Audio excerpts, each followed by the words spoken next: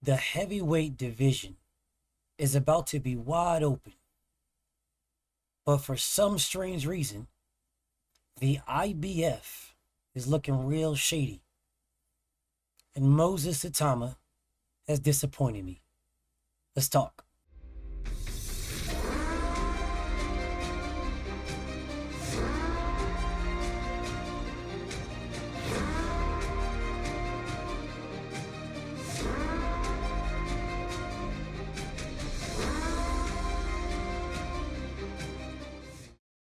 Alexander Usyk controls all the belts.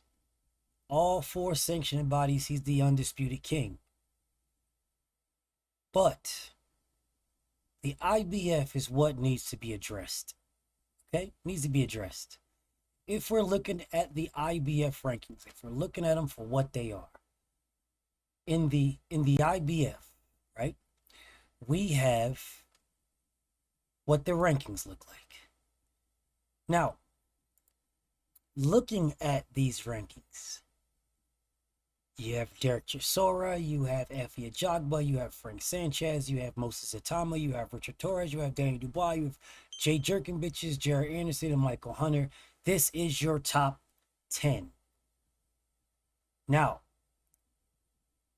with our top 10, with the top 10 set, all right, with it set, the number one position is the mandatory to Alexander Usyk. All right, now the number one position should be between Derek Chisora and Effie Ajagba. That's what it should be, y'all. It should be between them. Derek Chisora said, man, get out of my face, man. I ain't fighting no damn, I'm not fighting Effie Ajagba.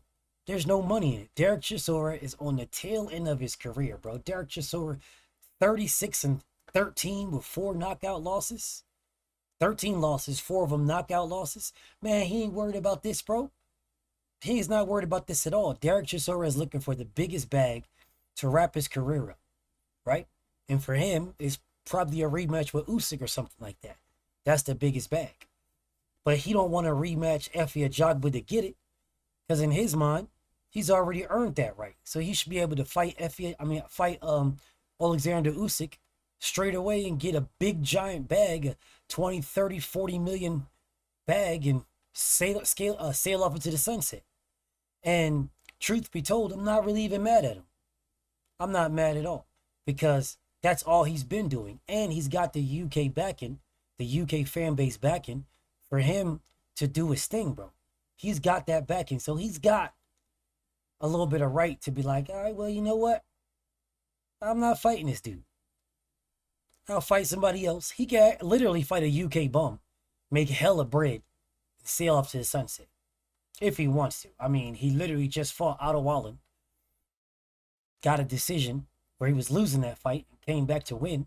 Got a decision because it was in the UK. And then, bam, here we are.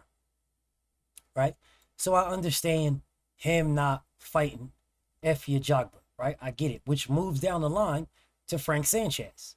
Now, Frank Sanchez versus Effie Ajagba is the fight that's supposed to happen. That's what's supposed to happen. But here is Effie Ajagba talking about he don't want to fight Frank Sanchez. Frank Sanchez doesn't bring enough money and blah, blah, blah, and yada, yada, yada. So he pulled out of this fight. He pulled out of it. He told the IBF no. Like his team was like, nah, we good. Well, wait a minute. You're fighting for an opportunity to fight Alexander Usyk.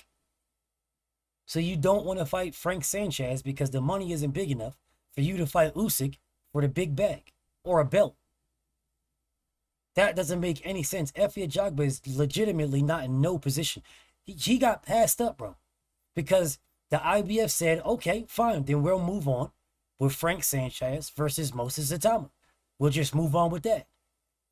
Now, what I was believing is, man, this is a great fight because Moses Itauma is an absolute dog, bro. So Moses Itauma versus Frank Sanchez, you gotta favor Moses Itauma. So then Moses Itauma beats Frank Sanchez and becomes the mandatory to Alexander Usyk. Man, that is amazing. Jump on that. but he said no. Now, if I'm not mistaken, he's the mandatory in the WBO with his win over Dillian White. Actually, let me correct myself, because Joseph Parker is the WBO mandatory, but Moses Itauma is ranked number 1. So Joseph Parker is going to fight Fabio Wardley and be the WBO and WBA mandatory. Whoever wins that is a WBO and WBA mandatory to Alexander Usyk, right?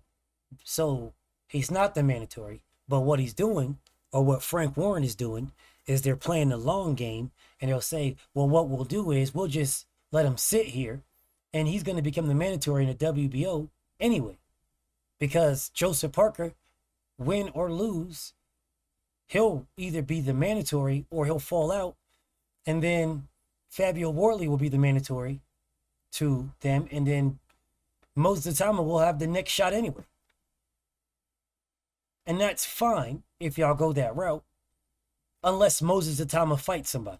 Because if Moses Itauma fights somebody else, right, then he just ducked Frank Sanchez if he fights anybody else, because he takes just as much risk of losing to them as he does to Frank Sanchez, which moves on to the next opponent. The next opponent is Richard Torres. Okay, so Richard Torres, I expect Richard Torres to not turn this fight down, right? Because this is what's next in line. Next in line is Richard Torres versus Frank Sanchez. So we're gonna see if Richard Torres takes this fight. He might not take it. He might turn it down as well. I'm not sure why these guys are turning this down, because you fight Frank Sanchez, you beat Frank Sanchez, then the next fight is for the IBF title. That is the next fight. You become the number 1 ranked mandatory in the IBF, and you're next up for Usyk. I'm confused on why everybody is turning down Frank Sanchez. Like, I'm really confused, because I mean, I just saw Frank Sanchez like lose to Ajit Kabia. So I'm confused, and he got knocked out. So I'm confused on why y'all are avoiding Frank Sanchez, unless y'all don't believe you can beat this man. So if Richard Torres pulls out, then that leaves Daniel Dubois fighting for the belt that he just got knocked out and lost to. He just got knocked out by Usyk and lost that belt, which means I don't want to hear nothing if all these guys duck and then Frank Sanchez and Daniel Dubois rematch or fight each other, and the winner of this fight is the mandatory for the IBF title. I don't want to hear nothing, bro. I don't want to hear a damn thing, and it's right there. Because Moses Itauma pulled out. Efe Ajagba and Derek Chisora pulled out. Well, Derek Chisora never got offered Frank Sanchez. He just said, I'm not fighting Efe Ajagba, so he got moved out of the ranking. Not out of the ranking, but out of the opportunity to fight for the IBF title. He got moved out of that. Now Usyk can fight him in a voluntary, right? He could do that in a voluntary. But this is a mandatory is what I'm talking about. So he could fight Derek Chisora in a voluntary. But he would have to pay Derek more money. If you fought him as a mandatory, you got a mandatory split, and that's it. So Efe damn sure pulled out. Frank Sanchez didn't pull out. He wants to smoke. Moses Itauma pulled out. Richard Torres is up to you whether or not you want to do it. But if you pull out, then it's Daniel Dubois. Well, Daniel Dubois just fought for the title, so they may be talking all this weird nonsense. And he changed up his trainer and team and stuff like that or whatever.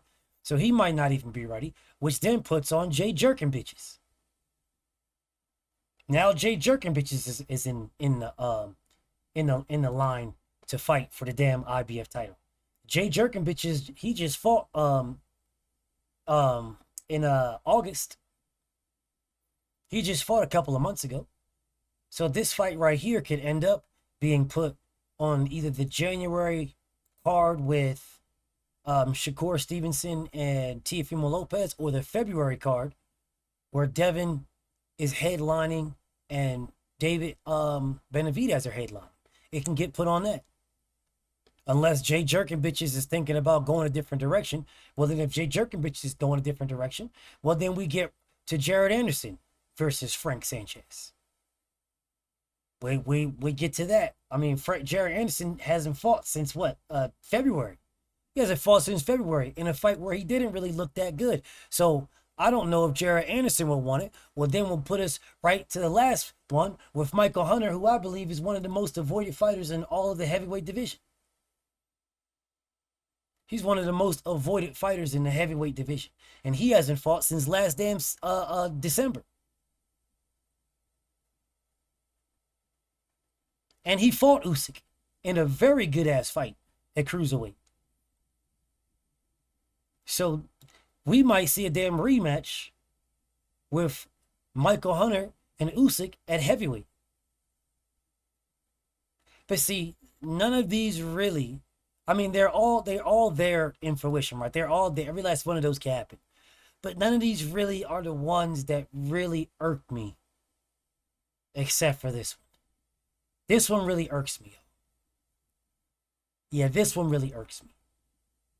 Because everybody is really, really high on Moses Itauma, bro. Like, we're really, really high.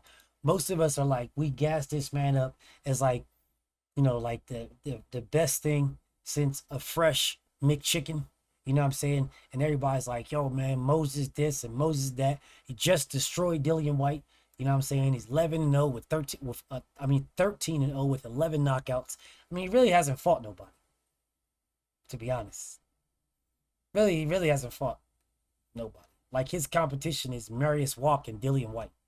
That's really his competition. And both of those were really past it. He stopped them both, first and second round. They were both like old as dirt, both basically washed. But, you know, in the heavyweight division, power is the last thing to go, right? So you can't say that Dillian White and Marius Walk didn't have a chance. You can't say they didn't have a chance. They did have a chance, but it wasn't a very good one against a superior boxer, power puncher with the height, reach, speed, footwork, quickness of the young 20-something-year-old, 20-year-old, yeah, he's 20-year-old Moses Itauma. Like, he's not even in his prime yet. He probably not going to hit his prime for like 2 more years.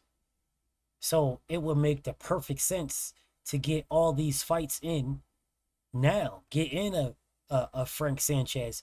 Bro, this is a perfect fight to put on one of these cards, either the January or the February card next year. It's a perfect fight, bro. Perfect. Because then it puts you straight in line to fight Usyk right away. Now, the only way that I don't have an issue, because right now, if he fights somebody else, this is a blatant duck. A blatant duck, right? But if he fights, like, if he doesn't fight anybody because Turki Al-Sheikh wants him to go straight into an Usyk fight, that is a whole different story. A whole different story, right? If Usyk fights Moses Itauma, which he can because Moses is ranked number 1 in the WBO. UC is number 5 in the IBF. He's top 10, top 5. So he could be picked easily, right? They can make this fight easily. So if Usyk fights Moses Itauma next, that is the only way this is not a duck. That's the only way. If Usyk fights somebody and Moses Itauma fights somebody, he just ducked Frank Sanchez. He just ducked Frank Sanchez. Now, the only way I will give him a pass is if he fights Efe Ajagba or Derek Chisora, right? That's the only way I'll give him a pass. If Moses Itauma ends up fighting Derek Chisora, right? Like, if this fight happens, then okay, I'm cool with that, because he is fighting someone ranked higher than him. You know what I'm saying? He's ranked higher than him. So I will be okay with that. I really would. because you've got somebody over here where it's like, all right, well, this guy is like number one, so you know you fighting the number one guy. Hell, that's going to be a thing, and the same exact thing is if he fights Efe Ajagba, because those two are ranked above Frank Sanchez. So if he fights either one of those guys, if he fights Derek Chisora, Efe Ajagba, or Alexander Usyk, any one of those three, well then cool, I'm definitely rocking with it. But if he fights anybody and they're not ranked higher than Frank Sanchez, he absolutely ducked him. And we should be talking about it. We should not be giving him a pass. He's a great fighter, a great young fighter. He's got his whole career ahead of him. But if he fights somebody not ranked higher than number 4, if he fights a number 5 somewhere, or 6, 7, or 8, 9, or 10, if he fights somebody like that, then he just ducked Frank Sanchez. And we should be calling it out for what it is. BFTB, man. Shout out to the mighty LDBC. And I'm out. Thank you for watching. Please like, subscribe, share, subscribe to my Patreon. And if you feel like supporting me, please support me in the PayPal or the Cash App.